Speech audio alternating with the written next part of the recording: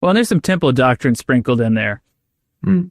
I mean, because that's obviously a principle we learn in the temple is progressive testing as we grow in our faith and in what the Lord trusts us with.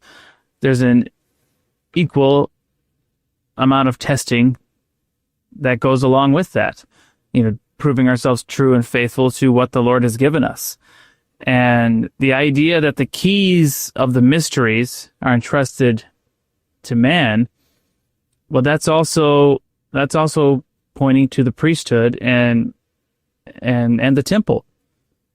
Is that the mysteries of the priesthood order, which in some ways kind of, I mean, it's a big part of what the church is set up to establish, and in some other ways, at times is parallel or separate from the church, like when you read the scriptures.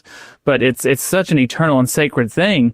When you think about the blessings and what you receive in the temple, right? Those are the keys of the mysteries, and we're entrusted with these sacred things that we're supposed to hold sacred and keep with us, because they are essential for the gospel to continue being an eternal thing. And each and every one of us that becomes a member of the church and are initiated into the holy ordinances of the temple, we become a part of that sacred trust.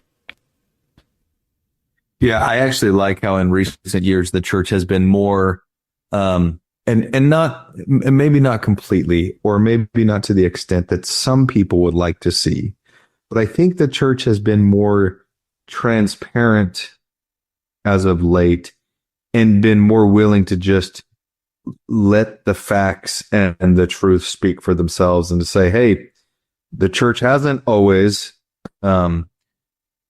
mistakes have been made.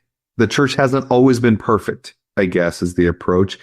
And so, in generations past, has the church certainly tried to, curate much more what's out there. And I know that's a very polite way to say it, but have they tried to curate and really keep the narrative, always favorable towards the church? Absolutely. And do they still do that to some extent today? Of course they do, but I think by and large, the church is much more transparent and much more open about the fact that, this has been a process, that the restoration is ongoing, and that just as we as individuals are going through progression and perfection, the church has very much had to do the exact same thing. And I actually really value that. I actually find a lot of benefit in that and take comfort in that. I'm grateful that the church is more open and transparent, because frankly, I think younger generations now are more open to that style of truth and knowledge and insight, and they want to have all the information available. And then if you can appropriately, how do I want to say this? If you can appropriately explain and provide context around what was happening and what was being done, I think it's actually a very beneficial aspect to the church, in specifically, that they are opening things up a little bit more and just saying, like, here's everything, here's the facts. You've got to make sense of this and do with it what you will at this point. Thank you for watching. If you found this content spiritually enlightening, please like, comment, and subscribe. Like the gospel, these little things make all the difference, and it helps the algorithm push out better content for everyone to enjoy on YouTube.